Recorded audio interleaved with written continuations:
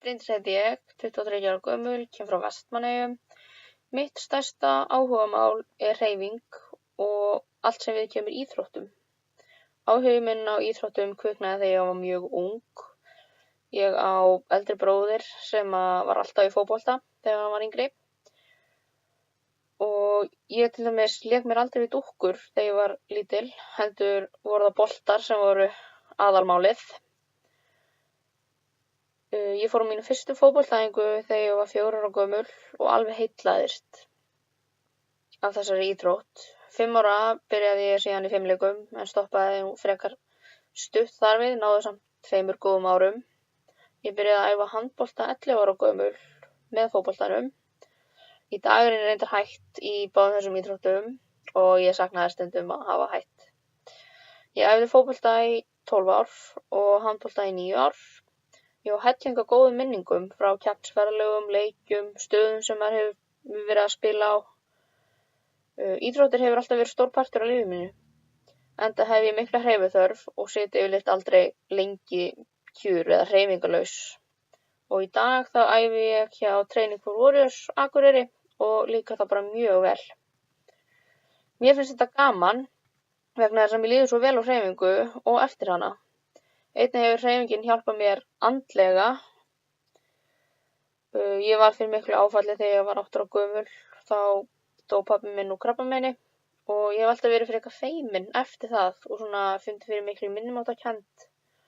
En þegar ég kom á hreyfingu þá breytist allt. Ég finn sjálfstraustið mitt út af því að þetta er eitthvað sem ég er góð í að gera.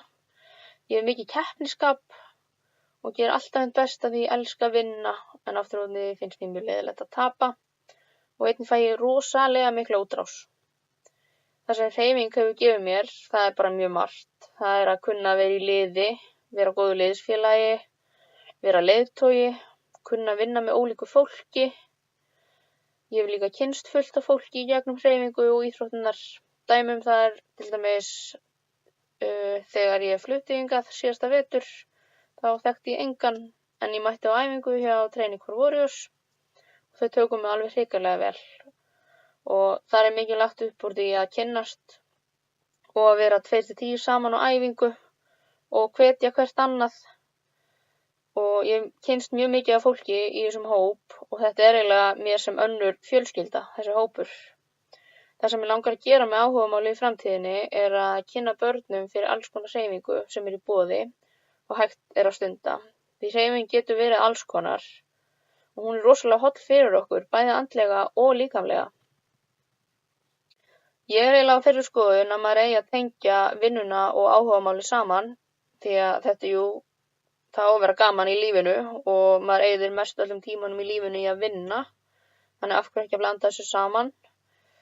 Ég til dæmis valdi það að fara í þetta nám út af því ég vissi að mig langaði að vinna með börnum. Og einnig fannst mér mjög sniðugt að geta blanda áhugamálunum saman við það sem ég ætla að gera í framtíðinni og hlakka ég mjög mikið til að verða íþróttakennari. Takk fyrir mig.